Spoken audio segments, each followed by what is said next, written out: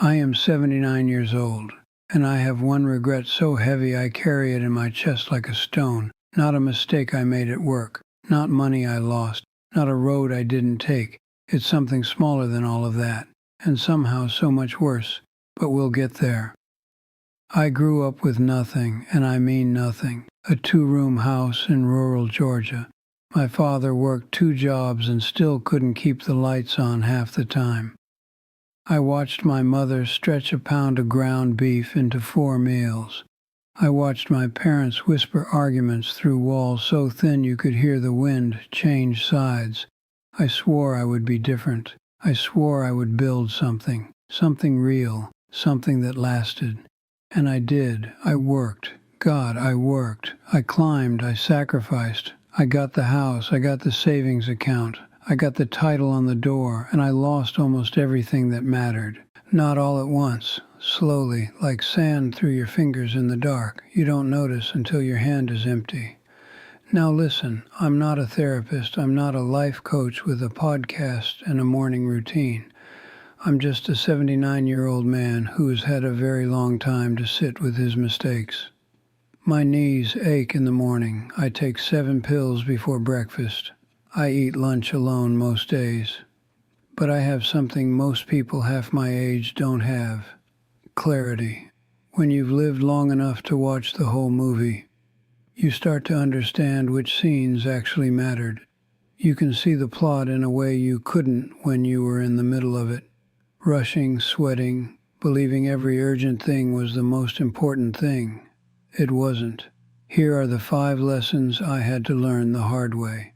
And I truly hope, you hear at least one of them before it's too late. Lesson 1. You are not your productivity. I remember the year I decided sleep was for people without ambition. I was 34. I had just been promoted to regional director. I had a wife named Carol and a 7-year-old daughter named Bee, who had recently lost her 2 front teeth and smiled like a jack-o'-lantern every time she laughed. I didn't see that smile very much. I was up at 4:30, home at 8:30. Weekends were catch-up days. I kept a legal pad on the nightstand so I could write down ideas in the dark. Carol used to joke that she was married to a fax machine. I thought she was proud of me. One night, Bee was maybe 8 by then. She asked Carol why Daddy didn't like to play anymore. Carol didn't tell me for a month. She said she didn't want to hurt me. That question was a small earthquake I chose to sleep through. Here's what nobody tells you about being obsessively productive. You start to confuse output with worth.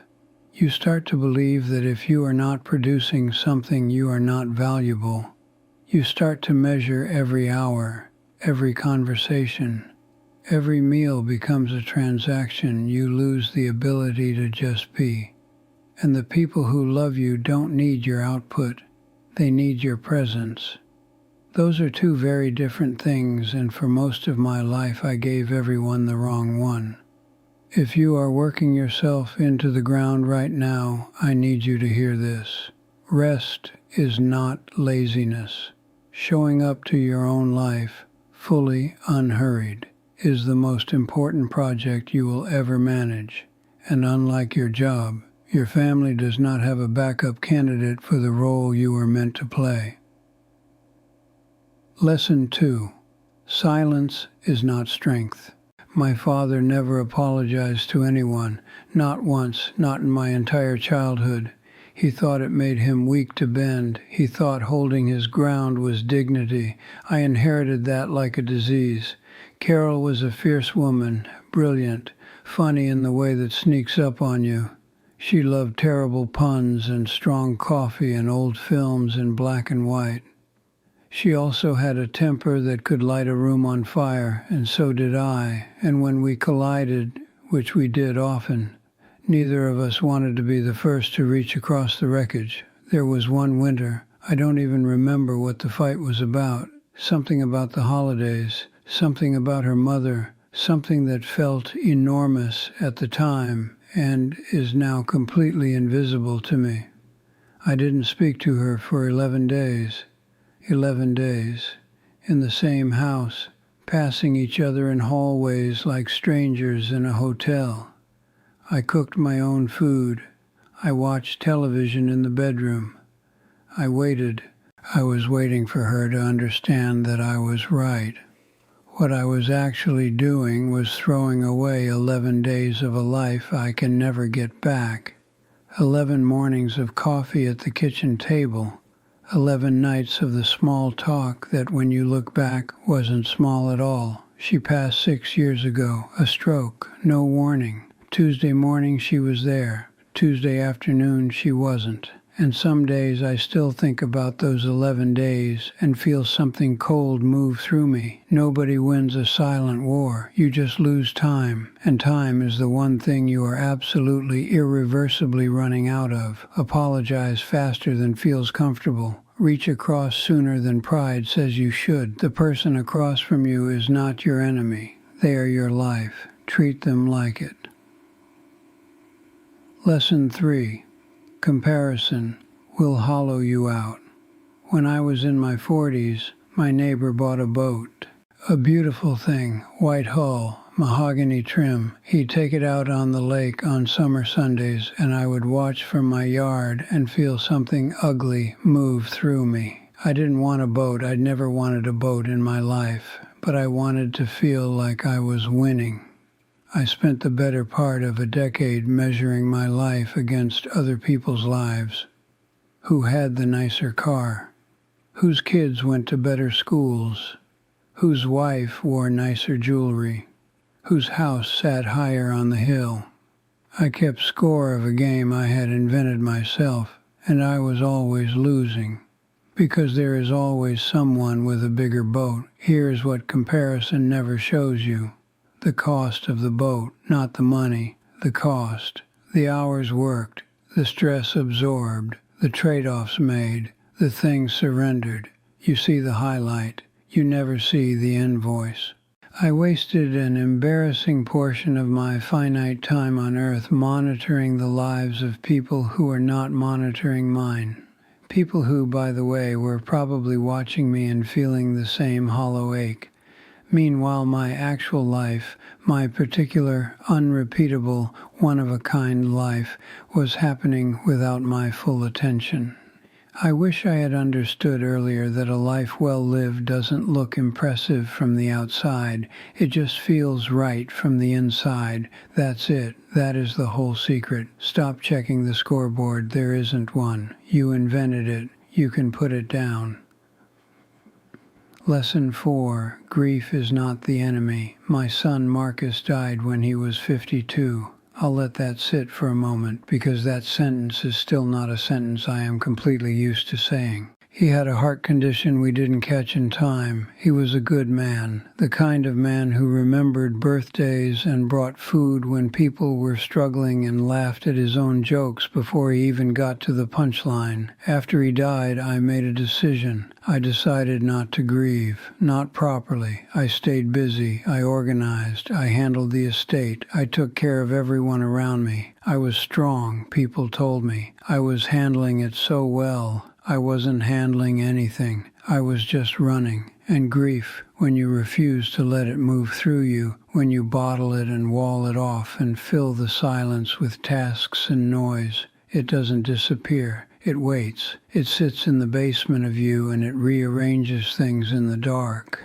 It starts showing up in other rooms, in short tempers, in sleepless nights, in a hollowness you can't explain and don't want to examine.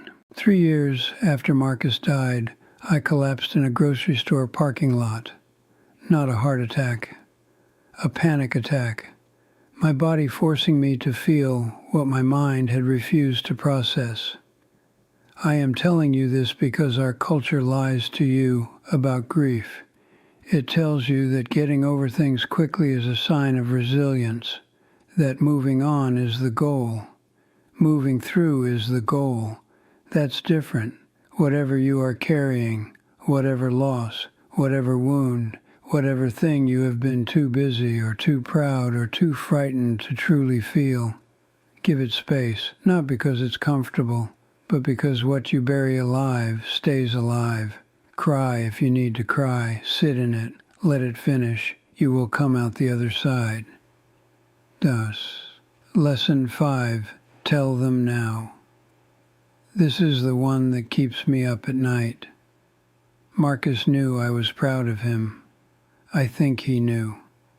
I believe he knew. But I never said it simply. I never just looked at him and said it in plain words without occasion, without a birthday card, without it being attached to some achievement. I said it at his college graduation. I said it at his wedding. I said it when he got promoted. I never just said it on a Wednesday for no reason, just because it was true. Bea asked me once, not long ago, if I had regrets. I told her about the boat. I told her about the 11 days of silence. I told her about the productivity obsession and the comparing and the grief I delayed. She listened to all of it, and then she said very quietly, "Dad, do you know how much I love hearing you talk about your life?" And I realized I had given her that gift perhaps a handful of times in 79 years, not because I didn't love her, because I assumed she knew. I assumed love was obvious. I assumed that showing up, even inadequately, even distracted, was enough. It isn't enough, not for the people who deserve your words. Call your mother today, not when you have something to report, not when there's news. Call her on an ordinary afternoon and tell her something she made possible in you. Find your old friend, the one you keep thinking about but never contact, and tell them they cross your mind more than they know. Look at your child, even if they are 45 years old, and tell them specifically with words what you see when you look at them. Don't save your tenderness for eulogies and hospital rooms and goodbye moments. Spend it now, recklessly, on a Tuesday afternoon, at the breakfast table, in a text message at 2 p.m. for no reason at all. The people you love are not mind readers, and someday, sooner than any of us believe, you will run out of ordinary Tuesdays. The sun is lower in the sky now. It slants through my window at an angle that only happens in late afternoon. I am tired in the way that is permanent now, the kind of tired that follows you into sleep. I can't undo the 11 days of silence.